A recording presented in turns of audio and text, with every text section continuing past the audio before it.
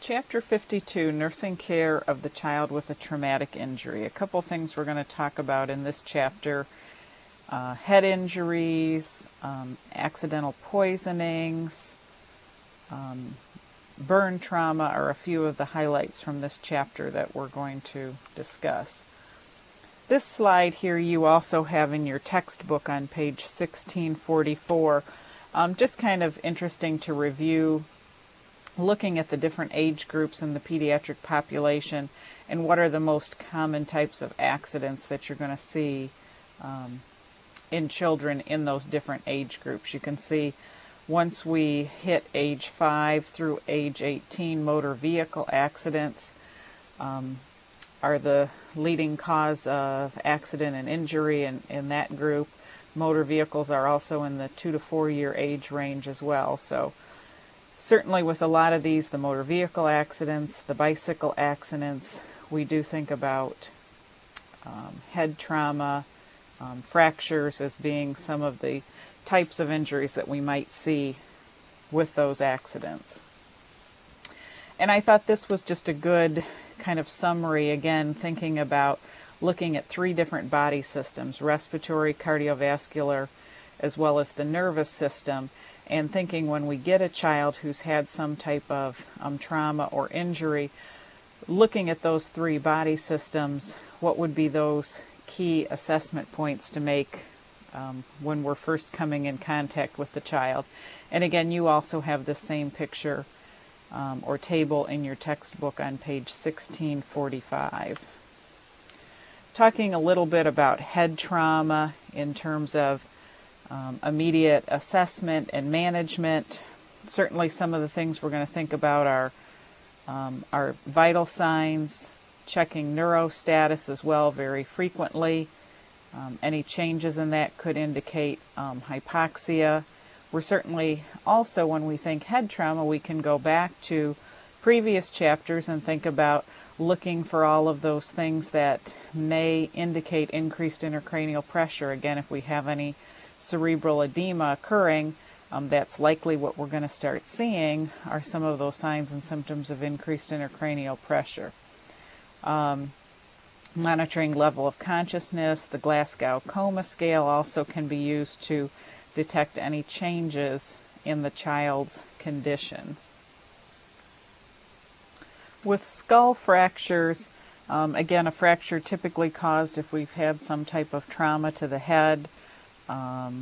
Children would always probably be assessed using a CT, MRI, X-rays. If they've, again, received any type of trauma, we'd be looking for a skull fracture. Different types of skull fracture. There are fractures called linear fractures, just a break in the continuity of the skull. Typically those are asymptomatic unless perhaps there's some other type of injury, and those will usually pretty much heal on their own without any intervention. When we're talking about a depressed skull fracture, again, that's when a fragment of the skull bone actually separates from the rest of the skull and may be pressing downward into the brain. This is typically going to require surgical intervention in order to prevent brain damage and relieve that pressure off of the brain. Basilar skull fracture, again, where we get a fracture at the base of the skull. A lot of times the symptoms we think about with this would be CSF coming from the nose and ears, those raccoon eyes or that periorbital ecchymosis, sometimes the bruising behind the ears, usually referred to as battle signs as well. Always with this there is that risk of meningitis. Remember when we talked about meningitis, some type of bacteria entering the bloodstream. Prophylactic, a child would always be placed on antibiotics with any type of, or this type of skull fracture. And again, certainly the diagnosis is going to be made by X-rays and CT scans. Thinking with management, again, I talked a little bit about the different types of fractures and how you'd see those being treated as well. Certainly we have to think about, again, monitoring for any signs of cerebral edema that could be occurring, any potential damage to any cranial nerves, infection, Again, typically antibiotics would be used in that post-op course if they've had surgery. We worry about lacerations and things external as well. Does a tetanus perhaps need to be done as well?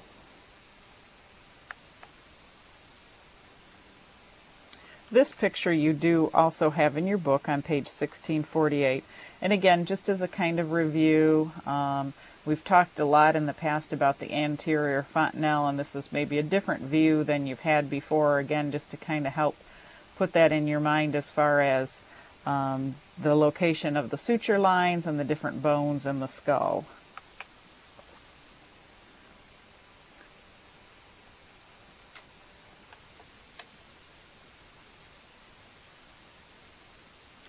With head trauma, subdural and epidural hematomas, again, just to review, when we get bleeding or hemorrhage with a head injury, the subdural hematoma is just as it sounds. It's bleeding that occurs between the dura and the cerebrum. Much more common than the epidural hematoma, which the epidural hematoma is when we have bleeding between the dura and the cranium. And is typically most frequently seen in infants. Subdural hematomas typically result from a fall, some type of birth trauma, or violent shaking. So we think about with a shaken baby syndrome.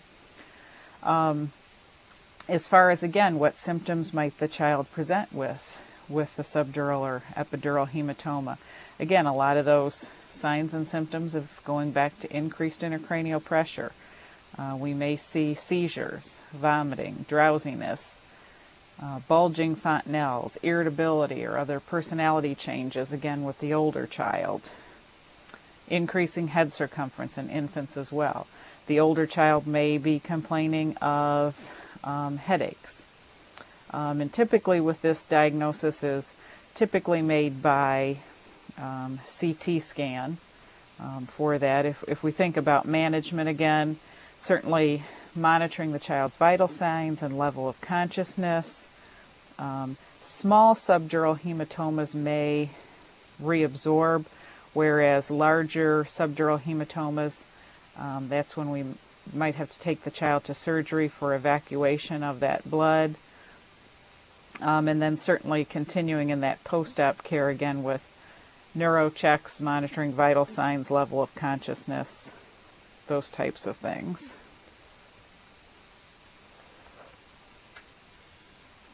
One thing a little different with the epidural hematoma is that often one of the classic or hallmark symptoms that we see with that is an initial loss of consciousness.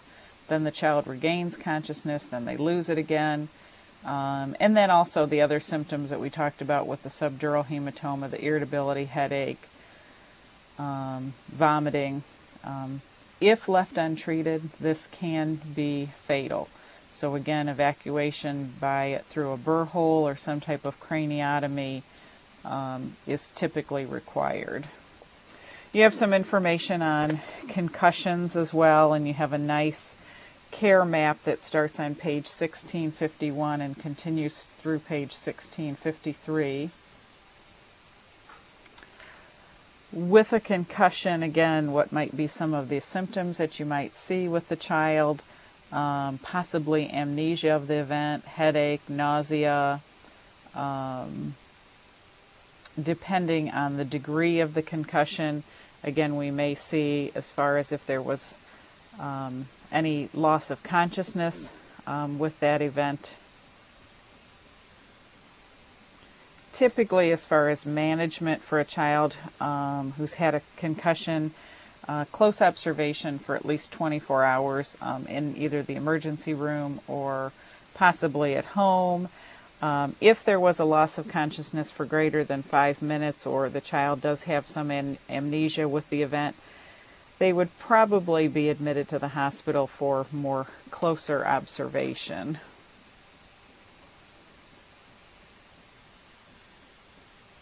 And then finally on this slide, for a brain contusion, again, when you've got some type of laceration of the brain tissue, as it states in your book, the symptoms are the same. typically is for the concussion, but tend to be a little more severe in nature just because we actually have some laceration of the brain tissue itself. Surgery may be necessary, as it says, and again, prognosis does really depend on the extent of the injury, how fast it's detected, how fast the child can get to surgery. Again, this is a picture also from your textbook that's on page 1649 of the subdural hematoma, which we talked about. This picture, again, you also have in your book when we're thinking about concussion, and the picture itself is on page 1650 in your book with the counter-coup injury, again, where you see the brain striking the skull and then the backward motion, the counter-coup as it kind of recoils, and so we get injuries to both the front and the back area of the brain.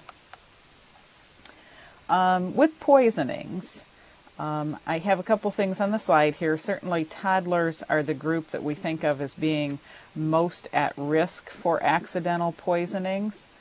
If you think about the nature of toddlers, they're becoming a little bit more mobile now. It's not like when they were little and mom and dad could sit them on a blanket in the living room and maybe run into the other room real quick and come back and know that child would still be sitting on that blanket. Now toddlers are getting more agile, climbing and things, so and again don't really have the cognitive ability to understand potential dangers. Always with any type of accidental poisonings, certainly one of the first things we'd want to instruct parents to do is call the Poison Control Center. Obviously, probably this would change if knowing that if the child was unconscious or in immediate distress, then certainly a call to 911 would be warranted.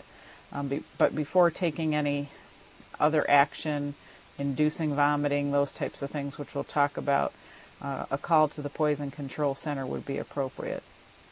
Certainly with older children, when we see poisoning or ingestion of medications or things, we would certainly want to look at the possibility if this was a potential suicide attempt. Just in general, some treatments for poisonings. I put syrup of ipecac on here because that may be something that some of you have heard of in the past. That used to be something that it was recommended, any parent who had a young child at home should have some syrup of ipecac on hand. It is an emetic, or it would induce vomiting, and a lot of times that was the recommended treatment. Child got into grandma's digoxin out of her purse and took some. We want to induce vomiting.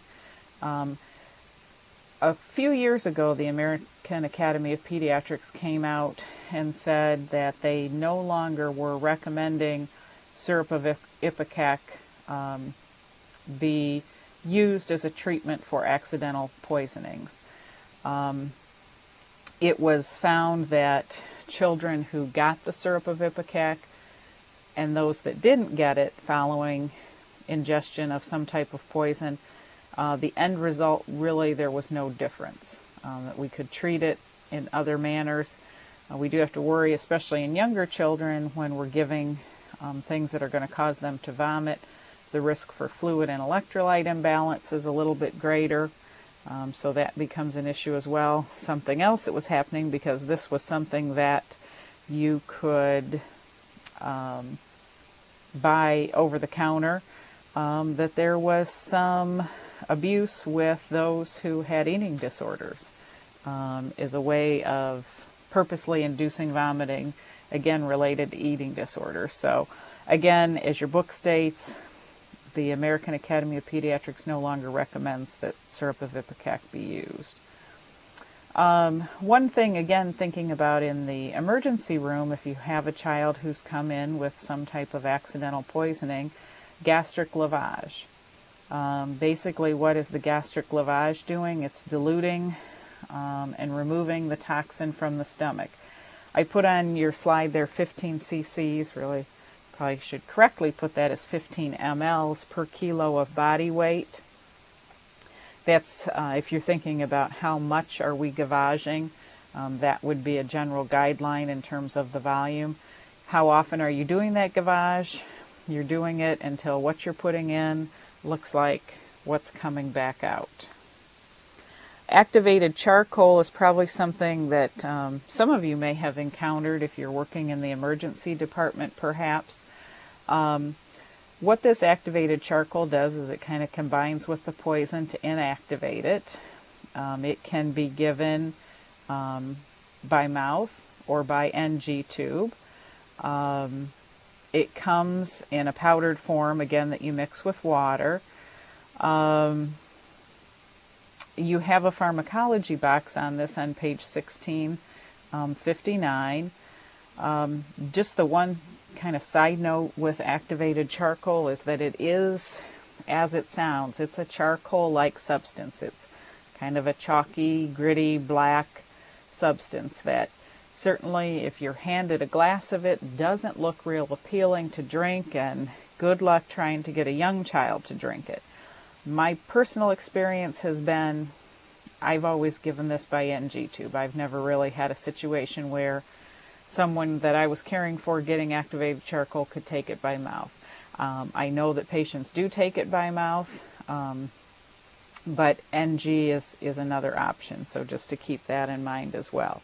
And then the last note I have on your slide here that I don't think is specifically addressed in that pharmacology box is that if the child is going to be receiving mucomist, you should not give activated charcoal.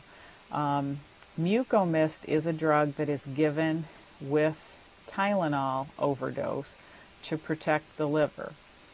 So we don't want to give the activated charcoal if they're going to get the mucomist, because the activated charcoal can decrease the effectiveness of the mucomist in protecting the liver. So again, just a side note there related to that activated charcoal. Different types of poisonings that are covered in your textbook beginning on page 1660, and again you can kind of just review those. Just a few things, or kind of to hit some highlights with the different types of poisonings. With Tylenol poisoning, again, as I mentioned earlier, one of the things that we think about with Tylenol poisoning is liver damage. You know, again, toxic amounts of acetaminophen can damage the liver. So while the child may, quote, survive that overdose of Tylenol, oftentimes then they're looking at living with long-term liver problems. And again, the medication that is often used with that is that mucomist, or as it's referred to in your book, that acetylcysteine that will try to help protect the liver. The one thing to think about with caustic poisonings, caustic meaning something that would cause trauma to the tissue. And again, it lists, your book gives you some examples of what caustic substance might be. Bleach type products, toilet bowl cleaners, they talk about hair care products. Again, things that will cause burning or trauma. In this instance, certainly the one thing we really don't want to do would be to do anything that would encourage the child to start vomiting. Because if it burned on the way down, it's going to burn on the way back up. Sometimes they may just start vomiting and we can't really control that, but we certainly don't want to do anything to encourage vomiting. The other thing with this is this really is, I mean, as probably all poisonings are, but especially when a child has ingested some type of caustic poison, that pharyngeal edema can occur very quickly, again because of the trauma to those tissues, and it's likely that we could have a fairly quick obstruction of the child's airway. So this would definitely be a situation where we'd need to be getting the child to an emergency facility quickly for treatment. Hydrocarbon ingestion, again, this is something that, again, as your book says, were things that you might get fumes from, gasoline, kerosene, those types of things. And certainly respiratory problems are a concern with that as well. And again, sometimes you're thinking, what child would drink, with the first taste of kerosene or gasoline or some type of bleach would just be so awful, but never underestimate the potentials of what a child may possibly ingest. With iron poisoning, and again, sometimes we think about something that would be over the counter, vitamins that contain iron or the Tylenol is not being as bad as far as complications as if the child took some, drank some furniture polish or a toilet bowl cleaner or those other things that are listed. But even the over-the-counter type products can be just as severe, if not more so. Again, iron probably would be one of those. You have some of the signs and symptoms listed in your book there on page 1661. And again, as it says with management coming into the emergency room, stomach lavage probably would be used. They talk about a cathartic also that may help the child to pass some of those pills before they would become absorbed. Activated charcoal in this case is probably not going to be effective as far as deactivating the iron. They also talk about a chelating agent, which we also use with lead poisoning as well, which again will kind of bind with that iron and then allow it to be excreted through the body, typically via the kidneys. So again, you can review that information in your textbook as well. And you also have some information, I'm going to hold on and talk about lead poisoning in a little more detail in a moment. And again, with insecticide poisoning, you just have a few paragraphs on page 1664 in your textbook that you can review related to that. Here's a question as far as with acetaminophen poisoning. A 14-year-old has swallowed a bottle of tablets. Describe the implications of this act and outline a treatment plan. Well, again, we know that implications can be effects on the liver. We would expect that this child may receive some gastric lavage, probably is going to be receiving that mucomist as well as an antidote to that acetaminophen poisoning. Another what-if question, what if a 3-year-old girl is seen in the emergency room after ingesting prenatal vitamins? What clinical manifestations of systemic toxicity might you observe? Again, as you have kind of the answer to this on page 1661 in your book, nausea and vomiting, again, think about what some of the side effects with the prenatal vitamins, again, thinking that there's iron in them, causing a lot of GI upset. And then if we take that in large quantities, again, we're going to have irritation with that GI lining, so we may have the child having some GI bleeding. If they're vomiting, we may see blood in the vomit or blood in the stool. And again, depending on the amount that the child has ingested, we may see changes in level of consciousness, respiratory issues, and cardiac issues as well. Now, a few things about lead poisoning to think about. Okay, so with lead poisoning, who might be at risk? Well, probably we see the highest incidence of lead poisoning during late infancy and toddlers. Again, that's when we think about a lot of that hand-to-mouth contact. So if the child is having some exposure to lead in their environment, that's most likely how they're going to be ingesting some of that. And then, again, that's probably the population that we see most at risk. But we also have to think about, beyond just looking at those age groups, think about children who might be exposed to lead in the environment. Lead can be found in paint chips. It can be found in household dust, in yard soil, especially if there are factories in the area that might be releasing lead into the area, water from lead pipes, from batteries, different art supplies, so a variety of different places where a child may potentially be exposed to lead. Screening questions used by the health department. I'm going to put up a separate link just so that you can kind of look at what those questions are that is kind of a screening tool used by the health department, and you can see some of the questions that they might ask that would perhaps help identify a child who may be at risk for lead poisoning. Just kind of a little FYI, 1 out of every 11 children in the United States has a dangerous level of lead in their bloodstream. The frustrating piece with lead poisoning is that it is preventable. We don't have any control over kids getting cystic fibrosis or sickle cell anemia, those genetic disorders at this point, or some type of cancer. But we can control lead poisoning, yet we still see an alarming number of children being affected with lead poisoning.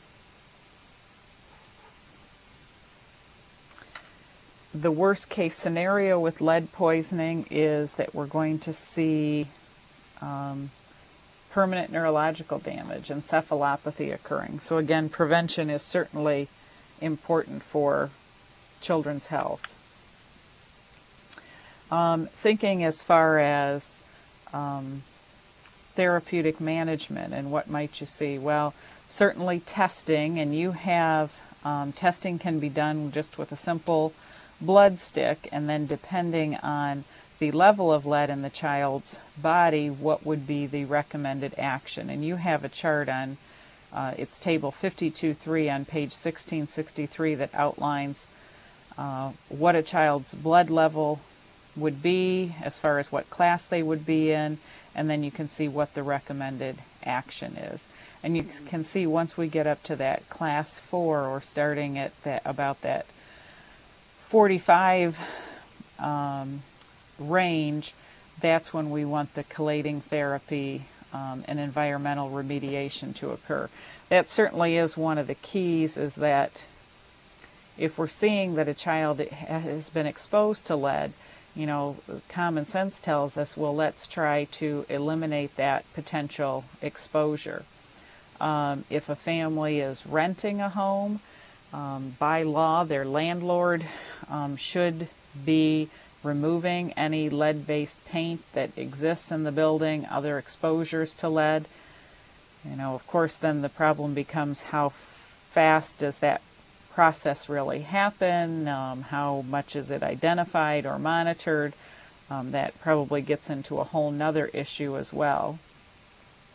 Also, even if you're thinking about that you are living in a home and there's some lead-based paint, it doesn't count just to paint over the lead-based paint with a non-lead-based paint, because that does not eliminate, or there's still that potential exposure to the lead with that.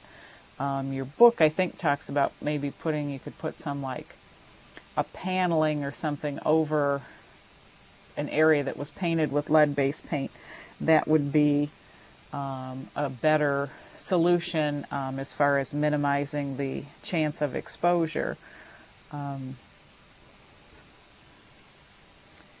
If you're living in a home again and you identify that there is lead-based paint in the home, hiring someone, a contractor who is licensed to remove that lead from the environment would be appropriate.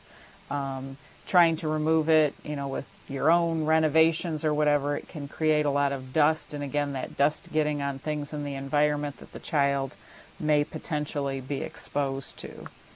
And again, I talked about the chelating agent or therapy as far as what you might see, and one of those is GMAT, and you have some information on page 1663. And in your textbook about that particular medication. Again, what happens with that is it pulls the lead from the soft tissues and bones, and then it's excreted from the body via the kidneys. This is a PO med that can be used, and you can kind of see how it's usually for 5 days, reducing the dosage then for another 2 weeks, but a course of almost 3 weeks, a total of 19 days. With this, again, it's important that we're monitoring the lead levels at the beginning of therapy and the end of therapy. It's also because it's working via the kidneys to make sure that the child is having adequate kidney function. As you can see, one of the nursing implications, making sure they're drinking enough fluid also so that we can have that medication be working. Just as far as diet also, some of the dietary recommendations when we're treating a child with lead poisoning, they would recommend that the child be on a low-fat diet. It has been found that when a child is ingesting a lot of high-fat foods, the body's response is that it tends to want to hang on to that lead. So a low-fat diet would be appropriate. A diet high in iron would also be appropriate, because with lead poisoning, one of the symptoms that the child may present with is anemia. As levels of lead rise in the body, it impairs the body's production of hemoglobin. So it's likely we'll see a child who's anemic. So again, just some dietary considerations to think about with lead poisoning. And again, this is that same table that I mentioned earlier, in looking at the different levels of lead poisoning and then what would be the appropriate action to take. And again, you can see probably when you're in class 4 and 5, that's a child who is probably going to be admitted to the hospital.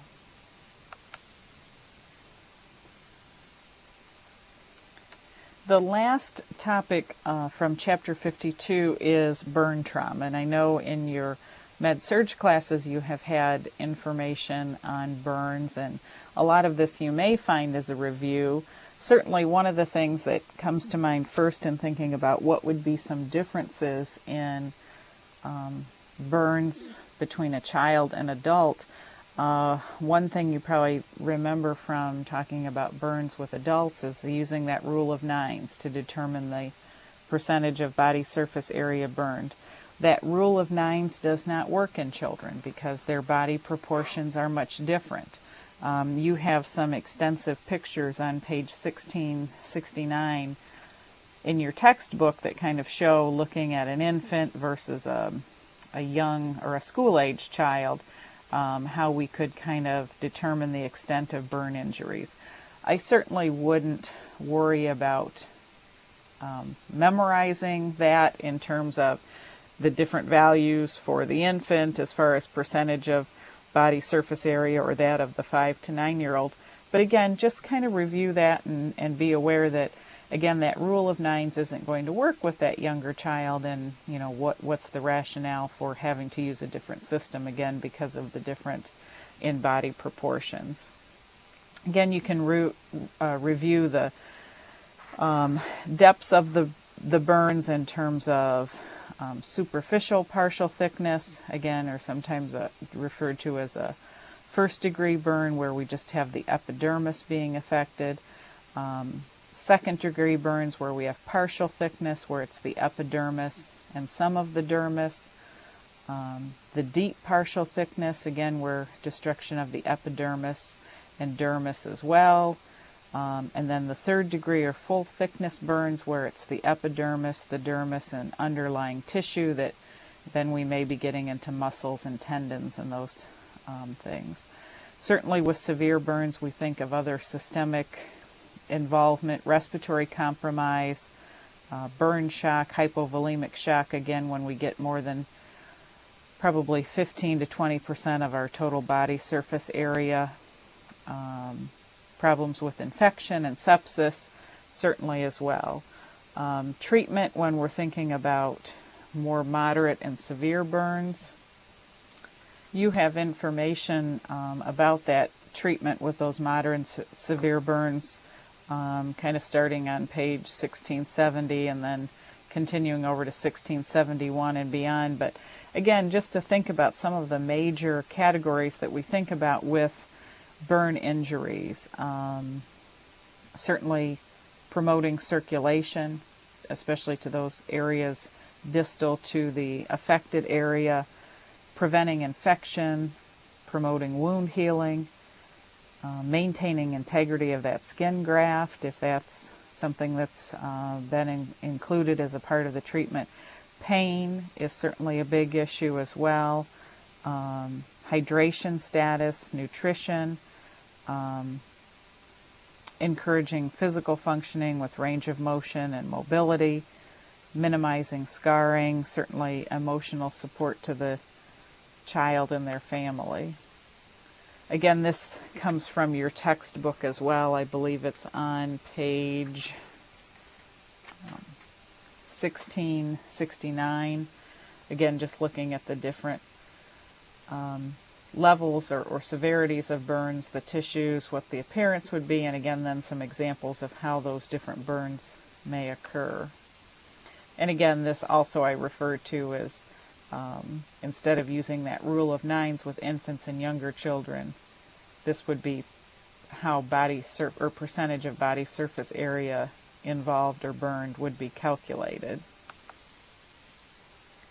The different types of therapies for burns are also outlined in your.